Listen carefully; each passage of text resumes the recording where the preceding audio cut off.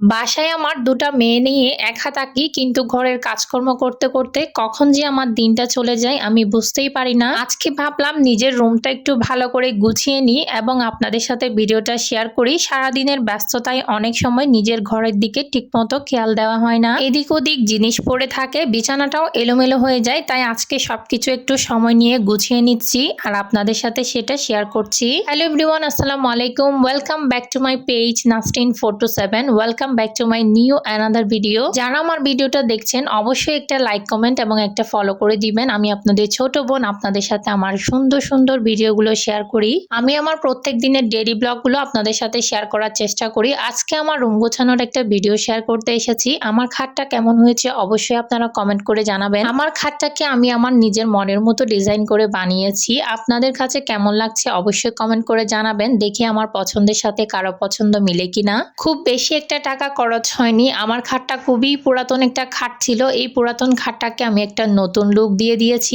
আপনারা যদি চান আপনারাও আপনাদের খাটটাকে এভাবে নতুন লুক দিতে পারেন। আজকে সকাল সকাল হাজব্যান্ড এবং মেয়েকে বিদায় দিয়ে, হাজব্যান্ডকে দিলাম অফিসে, তারপর মেয়েকে দিলাম স্কুলে পাঠিয়ে তারপর আমি আমার কাজকর্ম শুরু করে দিয়েছিলাম। বেডশিটটা বিছিয়েছিলাম প্রায় ৪-৫ দিন হয়েছিল। তো আজকে ভাবলাম বেডশিটটা তুলে নিয়ে এবং এটা ধুয়ে ফেলে, একটু ময়লা হয়েছে মতো লাগছিল। যেদিন বিছানার চাদর চেঞ্জ করা হয় সেদিন মনে হয় রুমটার লুকটা একদম অন্যরকম। আমার বিছানার চাদর চেঞ্জ করতে খুব বেশি ভালো লাগে। আর এখন যখন ওয়াশিং মেশিন আছে ঘরে, তখন তো চাদর দেওয়ার কোনো প্যারাই থাকে না। তাই আমি খুব অল্প দিন হলেই কিন্তু বিছানার চাদর চেঞ্জ করে ফেলি। তারপর এসেছি এদিকে দোলনায় অনেকগুলো বালিশ, কম্বল, তারপর কাঁথা এগুলো রয়ে গিয়েছে। তো ভাবলাম এগুলো একটু পরিষ্কার করে নিই, তারপর আপনাদের সাথে সেটা শেয়ার করি। তো আমার কম্বলগুলো আমি এখানে থেকে নামিয়ে নিচ্ছি। অনেকে ভাববেন আবার এত গরমের মধ্যে কম্বল কেন ব্যবহার করা হয়। আসলে আমাদের বাসাতে খুব বেশি বাতাস এবং খুব বেশি ঠান্ডা একটা ফিল থাকে, তাই প্রত্যেক দিনই কম্বল দিতে হয়। আমাদের ঘুমানোর সময় কম্বল ছাড়া আমরা একদমই ঘুমাতে পারি না, তাই প্রত্যেক দিন এই কম্বলগুলো উঠানামা এগুলো করতেই হয় আমাকে। তো আজকে ঘুম থেকে উঠে কম্বলগুলো আগে ভাঁজ করে নিচ্ছি। ঘর পরিষ্কার রাখলেই শুধু দেখতে সুন্দর লাগে তা না, নিজেরও একটা ভালো লাগা কাজ করে। বিশেষ করে সারাদিনের কাজ শেষে যখন পরিষ্কার পরিচ্ছন্ন একটা রুমে এসে বসি তখন বেশ শান্তি লাগে। তো আমি এদিকে আমার ভাঁজ করা কম্বলগুলো আমার ড্রয়ারের মধ্যে ঢুকিয়ে রাখছি। আমরা এই ড্রয়ারে কম্বলগুলো ইউজ করার কম্বলগুলো রাখি। তারপর ঘরটা সুন্দর মতো একটু ঝেড়ে নিচ্ছি।